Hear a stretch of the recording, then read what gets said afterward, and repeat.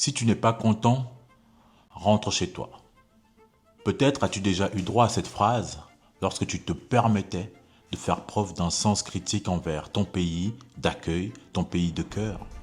Salut, c'est Monsieur Manga, bienvenue sur TSHM le podcast. Merci d'être avec moi, likez, abonnez-vous à la chaîne YouTube, laissez un commentaire, donnez votre avis, ça aide à faire grandir la chaîne. J'ai remarqué quelque chose.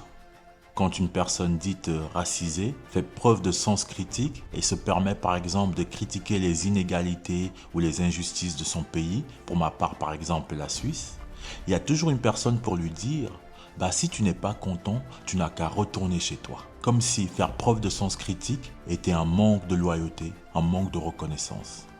J'ai aussi remarqué que quand une personne racisée intervient par exemple dans les médias ou sur les réseaux sociaux, pour donner son opinion sur une injustice, elle prend toujours soin, avant toute chose, de rappeler à quel point elle est reconnaissante vis-à-vis du pays de cœur. Aimer son pays d'origine ou de cœur ne devrait pas empêcher de faire preuve de sens critique ou de questionner ses inégalités sociales et ses injustices. Comme vous le savez peut-être, j'ai récemment passé un mois en Thaïlande. Et lors de mon séjour, j'ai eu le plaisir de rencontrer des personnes qui venaient d'un peu partout dans le monde. Et lorsque ces personnes me demandaient à moi de me présenter et que je leur disais que je venais de Suisse, que j'habitais Genève, leurs yeux s'écarquillaient. Il n'y avait que des propos dithyrambiques envers la Suisse. Un magnifique pays, un pays riche où tout le monde serait riche. Alors oui, en effet, nous avons un magnifique pays. La Suisse est un très beau pays avec ses lacs et ses montagnes. Sa diversité est appréciable. Quand ces mêmes personnes me demandaient « Que fais-tu comme métier ?» et que je leur répondais que j'exerce la profession de travailleur social, que j'accompagne notamment des personnes dans la précarité, qui souffrent d'addiction, isolement, les mêmes personnes ne comprenaient pas. Pour elles, il était impensable que la Suisse, un pays aussi riche, ce paradis sur terre, puisse avoir des personnes dans la précarité. Évidemment, je n'ai pas pu m'empêcher de me poser une question. Mais comment la Suisse est-elle parvenue à se donner une telle image à l'international? De par ma profession, mais aussi de par ma condition d'homme afro-descendant, j'ai un autre rapport et une autre réalité avec mon pays, la Suisse.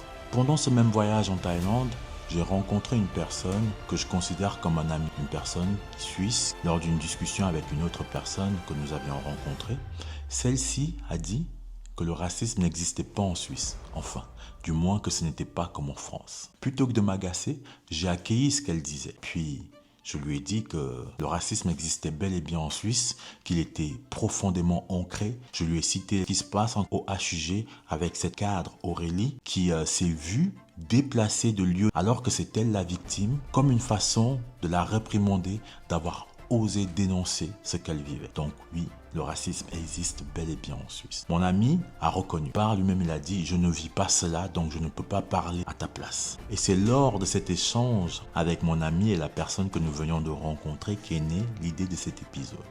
Parce que je me suis demandé pourquoi toute critique de son pays peut être perçue de façon excessive. Pourquoi moi, afrodescendant suisse, lorsque je me permets de questionner le fonctionnement de notre pays, on peut le voir comme un manque de loyauté.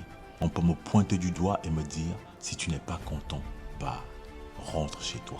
Selon moi, on confond souvent la critique avec le rejet, le désaccord avec l'ingratitude. La critique n'est pas l'opposé de l'attachement.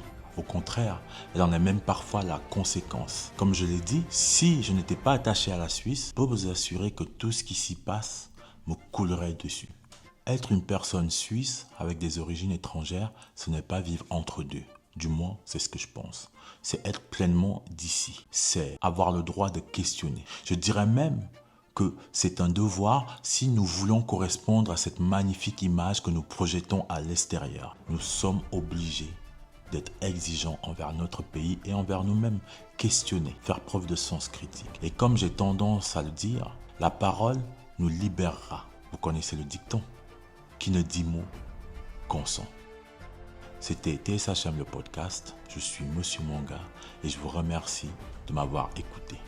S'il vous plaît, si vous avez aimé, je vous demande de vous abonner à la chaîne YouTube, de mettre un like, de partager, de laisser un commentaire, de me donner votre avis. Je vous dis à bientôt pour un prochain épisode.